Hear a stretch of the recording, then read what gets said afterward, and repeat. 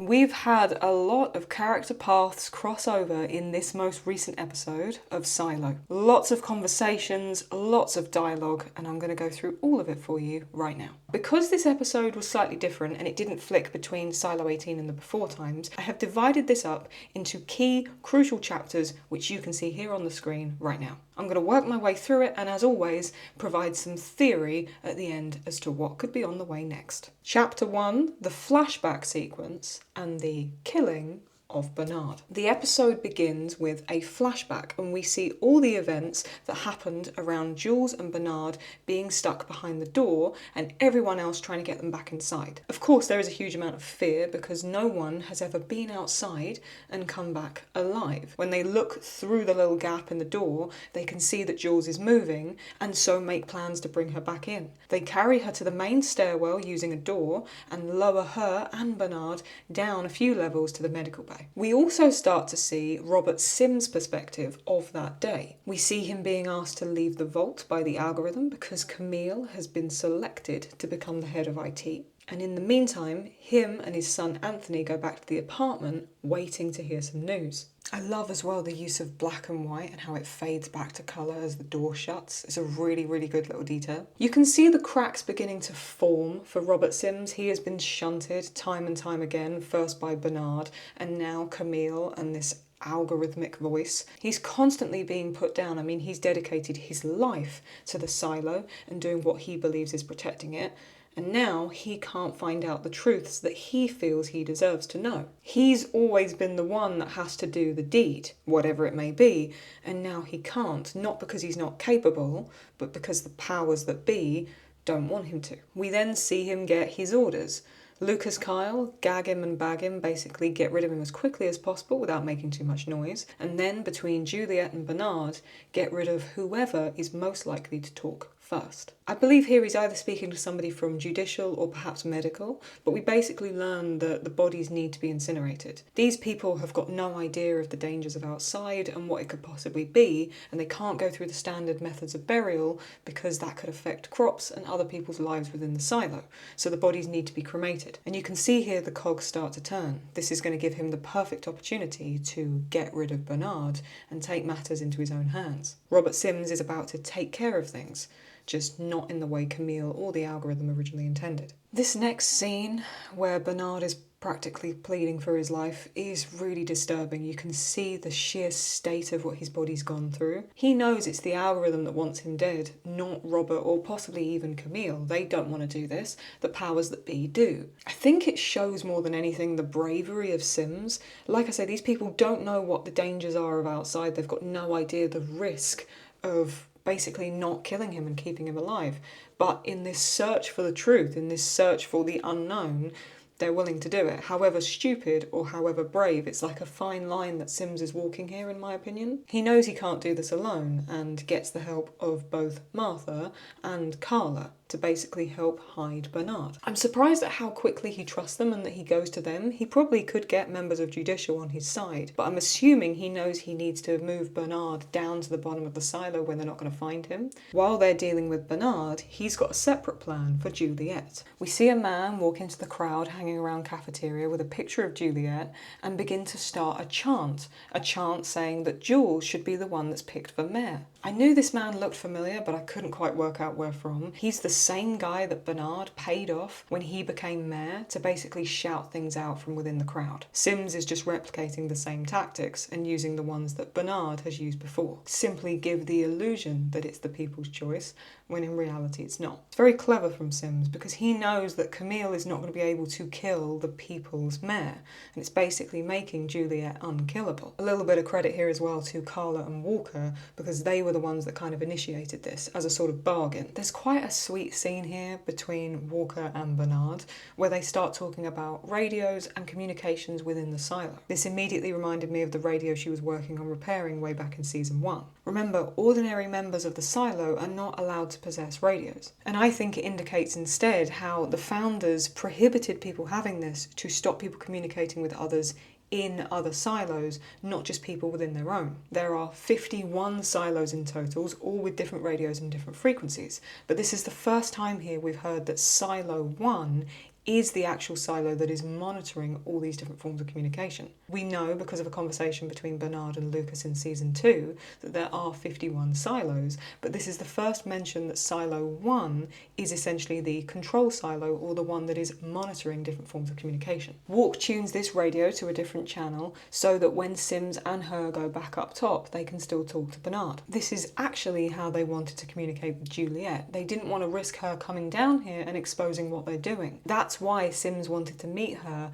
in the pump room. They were going to talk to Bernard on the radio. Along with this, we see the panic when they learn Jules is on the forgetting medication. Bernard also explains that in order for memories to be triggered, the use of relics can be used, and how it can basically jog people's memory. Walk makes an interesting comment. She says, "So that's why you had your goons looking for relics all these years." And I wonder if, in order to get these people into the silos in the first place over 350 years ago, was some form of memory suppression used then, and that's why they've been confiscating relics all the way from the beginning. Sims, still needing help, then meets with Regina Jackson, the relic dealer who was George's girlfriend that we met way back in season 1. This is less of a blackmail situation and more of a bargaining, because he needs her help with 2 critical things. He hands her a bottle of pills and says that she needs to get them to Nurse Amy. They're not memory suppressors, they're just a plain sugar pill, and she's going to be taking these instead so that some of her memories can start coming back. Also, he needs help getting relics, specifically items that once were Juliette's. She needs something small that she can trade, and that's where we see the idea of the sheriff's badge, which is what she was doing way back in episode 1. There's a lovely scene here between Robert and Bernard shows just how much he respects Sims. He calls him indispensable. Bernard has been put through absolute hell, both physically and mentally, because of this job, and I think he respects Sims too much to have given him that weight. He emphasises what Camille is dealing with and eerily says she's probably burning from the inside out. Although as audience members we're worried for Camille, concerned for having these conversations with the algorithm and wondering why she's on that side of things, that's all she knows, and she's been given a job to do. She has, at this point, less than 10,000 people to take care of, and she's just doing what she thinks is right. Of course, we know there isn't really any wrong or right at the end of the day, because it's a much more complicated situation than that. Chapter 2, the current problem at hand. Like I mentioned, Jules was never meant to go down there. Camille and everyone at Judicial is tracking her, and now she's going to lead them straight to Bernard. Sims reminds her of the dream that she had and how it was actually a memory. They need Jules to remember what she knew and why she came back to Silo 18. Bernard explains how they can kill us at any time, and remember, she said maybe not, and this is because she knew about a way of possibly stopping the safeguard. They realise now they need to get Bernard out of the digger void, and Walk enlists the help of Knox and Shirley in order to do so. As you can see, they're not too thrilled about it. Meanwhile, Lukas and Kennedy have been working their way up through using the tunnels and the chute. There's a great little detail here when they're in this tunnel. Lukas asks Kennedy if he can light a match, and Kennedy says, "I don't have an unlimited supply." A little bit of eerie foreshadowing given what Carla goes on to tell us later in the episode. There's also a little detail here where Walk and Bernard are chatting, where the light bulb flicks on and draws our attention to it as well. In a minute, I'm going to go over these tunnels and these lesser known infrastructure routes all around the silo, as I feel this is crucial to what is being stolen from supply. Just as Kennedy and Lukas are bickering together, Sims jumps out of nowhere and basically tells them to shut the hell up. We now know that Jules and Sims are using these tunnels as well. Chapter 3, Operation Jog Jules' Memory. They all work their way down to Martha's workshop, and it's kind of uncanny to see them all in the same room. You've got Juliette, Martha, Regina Jackson, Sims, Kennedy and Lukas all in the same space. Jules is sat there with the relics that Regina has found, working her way through them, trying to remember them all. But to be honest with you, they're all toys. There's nothing there with that much weight to it, and so nothing really works. Jules is frustrated at this point. She's sat there with her head in her hands. She's at the end of her tether, and quite frankly, I don't blame her. What shocks me is they quite openly discuss the safeguard and other things that Jules has learned from outside. It's quite interesting to me how many people are starting to figure things out or have information revealed to them, and it's all getting a bit messy. There is a lot going on now behind the scenes, behind the curtains, and in the sort of shadows of everything. And I'm wondering how messy this is all going to get. Lukas makes a very good point. She needs things that have more emotional weight. She needs things that could be related to George, the digger void, and things that were more recent events in Juliette's history. Regina says there was one relic that wasn't gettable, and that was the watch. They're all thinking that it blew up on the stairwell when Juliette's dad detonated the bomb. But it didn't. He gave it to Hank, so they call him down to deliver the watch. And also, he delivers Juliette's father's final words. This was a really difficult thing for me to process. She's hearing the final words of a man who was her father, but she doesn't even really have that much memory of him or even know who he really was. You can see that she's been through a lot here emotionally, and this was just another weight on her shoulders that I don't think she really needed in this moment. But then I think there was another part of her that did need to hear that, maybe a part of her that does remember. Holding the watch, she remembers a bit about George and the digger void, but nothing else really comes through. It doesn't trigger much else than that. It's so interesting to me to see all these people want to help Jules. I mean, these were all people that were sort of enemies with each other at one point, and now they're all stood together in this room. Sims says to Jules that they need to head back. They've been out of quarantine too long, and Camille is going to start coming down and looking for them. He, at this point, discusses the Pez dispenser and how he gave it to his son, almost as a keepsake and a way for him to trigger memory should Camille unload the vitamin D plus onto the silo. But he realises it shouldn't be for Anthony, and then in fact it should be for Jules. As she clicks the top of it, it provides a huge rush of memories for her. She starts remembering Silo 17 and meeting Solo, everything that he said to her. She sees George, the hard drive, everything from outside, and remembers what is so poignant about the safeguard protocol. The poison comes in from outside through a pipe, and in Silo 17 they found a way to cap it. She runs down to tell the others, meanwhile Rob works his way back up to the top. It ends there with him looking up to her and her looking down on him, and I'm wondering, does she know what he's been up to? Chapter 4, The Critical Supply Theft. Well, Lukas and Kennedy need to light up some tunnels, and I'm wondering who else does. All while this is going on in Walker's workshop, Carla has returned to supply, and Billings is waiting there to see her. He reveals that Orla has been killed, and Carla says it was her fault, and we're about to hear why. Not only have people been stealing from supply, but also a sealed-off protected area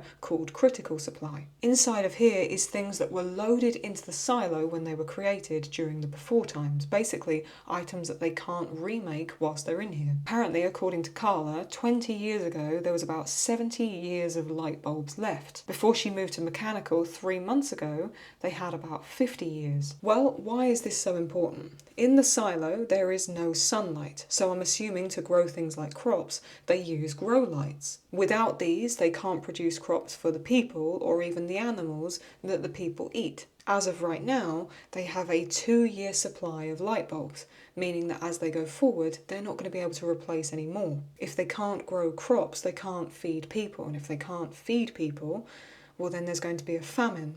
All the while, the silo is going to be getting darker and darker. Carla asked Orla to help her work out who was stealing from supply. And now Orla is dead, so I'm wondering what was it that she found, or maybe who was it that she found? Chapter 5, Somebody is Controlling the Car. During this entire episode, we only saw events from Silo 18. And in the final moments, we get to catch up with both Helen and Daniel. This is where we learn what Sam said to him on the phone. Daniel says to Helen, who is the #1 advocate for AI control, who also happens to fund the clinic where my sister is trying to rebuild her memory. Helen replies, Per Stensen. He responds, well, where do you reckon they were on the night of Righteous Vengeance? Righteous Vengeance, of course, being the event where Charlotte and her squadron went up in those planes and everything went wrong. It turns out that he was on the Nimitz. So whoever this Per Stensen is somehow not only involved in the Fairfax clinic where Charlotte is being taken care of, but also in the events that led to Charlotte's squadron practically falling out of the sky. Remember, we've learnt that their aircraft was taken over and was no longer being controlled by the pilots. Helen also makes a good point. She says, what made Sam change his mind? Daniel is unsure. He says that the two of them were shot at together, so we can assume that the both of them served at the same time. And he says he's never heard Sam this scared. Daniel goes on to elaborate how that night other carrier groups sent out 20 to 30 sorties, but the Nimitz sends out only one team with 4 planes with pre-digital comms, and then suddenly he swerves left. In that moment, his car has been taken over and is now being controlled by something else, just like Charlotte's plane was. Now, I don't think in any way this was an attack on Helen or Daniel, and this was to lead to some kind of road accident. I think whoever's controlling the car is trying to change the direction that they're travelling in and wants them to end up at some destination. Where are they taking them? I'm not quite sure, but I think that's what we're going to find out in the next episode. So, the first thing we need to go over is who is Orla's killer? I think we can assume at this point Orla's death is not an accident. The fact she was hit on the head by a piece of rebar. We saw quite a few shots lingering on different parts of the digger void, and I'm wondering if maybe Bernard or someone else down there has hit Orla with a piece of metal from that area of the silo. Right now we can assume two quite important things about this killer. One, they are involved with the stealing of critical supply in one way or another, and two, they're someone who knows their way around the silo, possibly in other areas that people don't know about. I'm thinking these tunnel systems. That way they can move around without being noticed and move her body to the mines without that being noticed either. So the question now is, why steal light bulbs? Well, essentially they need to light up areas of the silo that aren't currently lit. My own theory is that possibly someone has been doing some digging. We saw Harwood mention way back in the beginning of season 3 about the mines themselves, how you can only dig so far. There was a discussion about Billings changing things within the pact. I'm wondering if down in the mines they are deliberately digging further than they're allowed, possibly to try and contact another silo or find a way out. And I think they're using these light bulbs to light up the pathways that they're now creating. We can assume these tunnels that are far away from the main stairwell and the most populated areas of the silo are possibly from when it was built. Do these all lead down to the digger void, or even areas that we as the audience don't even know about yet? We know as well a lot of different people know about these tunnels.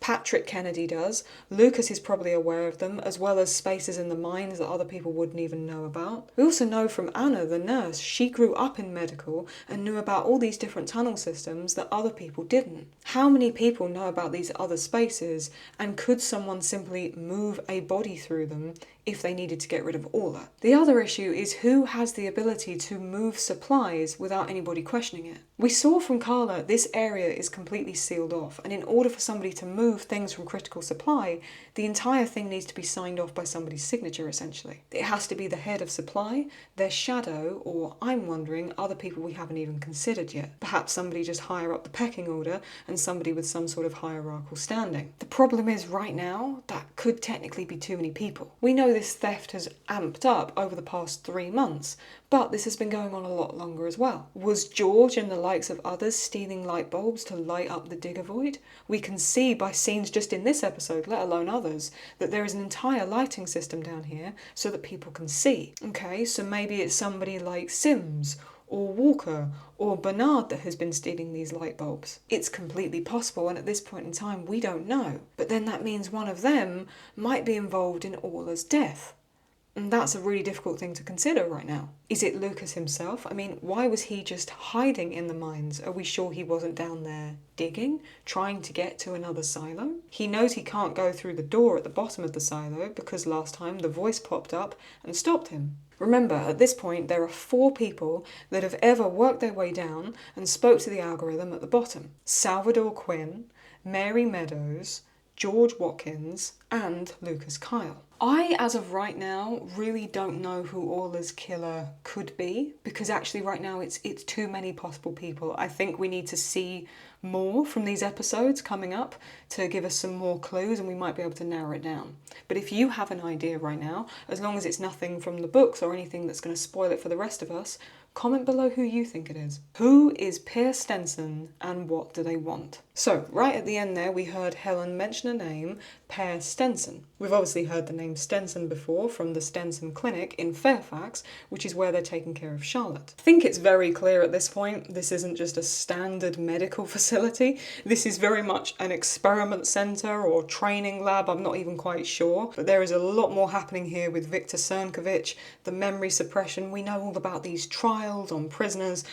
God knows what's happening, and I'm sort of very excited to learn more about that. And also at the same time, for the sake of these characters, dreading it. Another thing that's on my mind, we haven't seen any of Charlotte since episode 2. We haven't seen any of her since Helen was sitting there going through the notebook, and I'm at this point wondering if Charlotte's even okay, or basically what's happened to her in the meantime. From what we can assume, this Per Stensen is possibly someone with a lot of money. We know they own or are funding the medical facility, experiment centre, and are connected to the military because they were on the Nimitz of the Night of Righteous Vengeance. Who is this Per Stensen? I can't say his name, so I keep wanting to say pear, like the fruit. Anyway, who is this Per Stensen? What is it that they want with Helen and Daniel specifically? And are they in some way linked to the creation of the silos? The fact we've seen them linked to AI control, I'm wondering if this person is in some way linked to the creation of the silos or even the development of the algorithm. And now it's making me even more convinced that Viktor Cernkovich is involved. Here's just a couple of other things that were on my mind. I wanted to mention them because I want to see if anyone else has some feelings about this too. Throughout seasons 1 and 2, we've seen that Billings has the syndrome. The syndrome is this kind of illness that some people develop when living in the silo. Not much is known about it, and as far as we know, there's no cure. Well, I don't know about you, Billings hasn't shown any signs or symptoms of the syndrome this entire season. At first I thought it's because we wasn't seeing much of him and maybe we just, wasn't seeing the symptoms, but he was lifting some pretty heavy boxes, has been moving around all over the silo, and although the poor guy looks shattered, he doesn't have the same shakes and kind of tremors that he was having way back in season 1 and 2. I think that on some level, this is showing that Billings's illness is changing and is not what we originally thought it was. I've been thinking about the syndrome and I'm wondering if it's possibly related to the lack of sunlight or vitamin D in one way or another. Obviously we know people in the silo don't get sunlight, and actually I've had experience with this myself when being vitamin D deficient. You can get a lot of nerve pain, tremors, shakes. It's actually something called peripheral neuropathy, essentially a form of nerve damage. But then there's also this kind of context of humans shouldn't live below the ground their entire lives. We're not a species that's designed for that. Is this almost an effect of cabin fever or sort of long-term isolation and being cut off from the world around us? Or is it actually a blend of all of those things and somehow an added psychological element as well? The Pact uses it as a reason that certain people shouldn't hold authority. So if you start expressing symptoms of the syndrome, you can't be in a position of power. But there's something else I've been thinking about. We know this algorithm likes predictability, is constantly trying to control entropy and chaos, and therefore if something is highly predictable, it reduces the possible stress that could happen in the future. When somebody starts showing symptoms of the syndrome, they become volatile, they become unpredictable, and so the safety of the silos, from the viewpoint of the founders, they then become a problem. I wonder if when somebody starts getting the syndrome, they are somebody that is possibly a rebellion risk, or somebody that is going to go rogue, and they are taken out of their positions of authority to stop that. I wonder if the syndrome itself is not a condition, but an effect of the conditions of the silo itself. I'm interested as well by Bernard's relationship with Walker, how he quickly developed a trust for her. There was some tension there with Shirley and Knox. There was a lot of push-pull between him and Sims for a while. But with Walker and Bernard, there seemed to be this quite quick adaptation. The two of them are of a similar age, and I'm wondering if there is a connection possibly at one point in time. Maybe I'm looking into it too much, but I thought I'd put it in the video anyway, just in case anyone else had any other ideas on that. Final point here about the episode itself is it seems to be sort of everybody versus Camille and the AI. This isn't a group anymore of like Kennedy, rogue, outsiders, people that are misinformed, sort of conspiracy theorists. I hate using that term or undermining it because actually Kennedy is incredibly smart and most of the outsiders are as well. But this isn't a kind of rogue rebel group anymore. This is people who've had high levels of authority. Bernard used to be the head of IT. He spoke to the algorithm directly himself. Lukas has spoke to the algorithm too, and remember, Lukas was his shadow. Both of them have been inside the legacy room. Sims has been the head of judicial and worked alongside Bernard. He would have seen lots of things throughout his career. There is a lot of very clever, very useful people now working together on the same side. And Camille and this algorithm has to go up against that. I'm wondering at this point, will she come and work with Rob and the rest of the team? Will she kind of be accepting that he's lied to her? Or is she going to double down and become more of a problem for these people? We know, thanks to the algorithm telling us so, that she is a very good liar. If she's such a good liar, is she going to lie to Rob and continue working with the algorithm? Or is she going to lie to the algorithm itself and actually start working with this new group of rebels? There is one final thing I want to go over before I wrap up this video.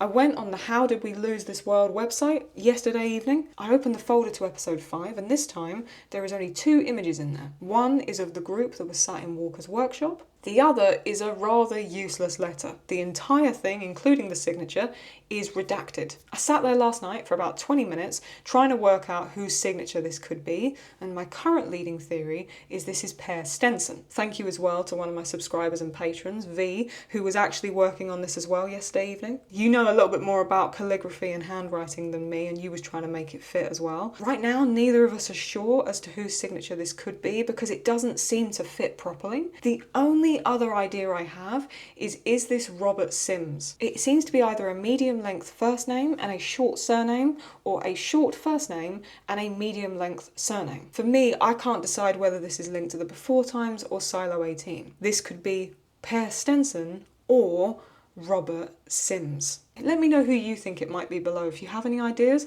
I'd love to hear them. So there we have it. That is, for me, all the most important things of episode 5 summed up and explained for you. If there is anything else you want to add, or if there is anything I've missed, please do comment it below. As always, you know I love to read through it. If you did enjoy this video, do give it a thumbs up. It really helps me out. What you can also do, if you have it below, is to click a hype button. It's completely free, doesn't cost anything or anything like that. It's just a new feature that YouTube have started rolling out, and it basically pushes me on the algorithm and allows people to find my channel. Subscribe, put notifications on, stick around. That way you won't miss next week's video, and I'll see you very, very soon. Toodles!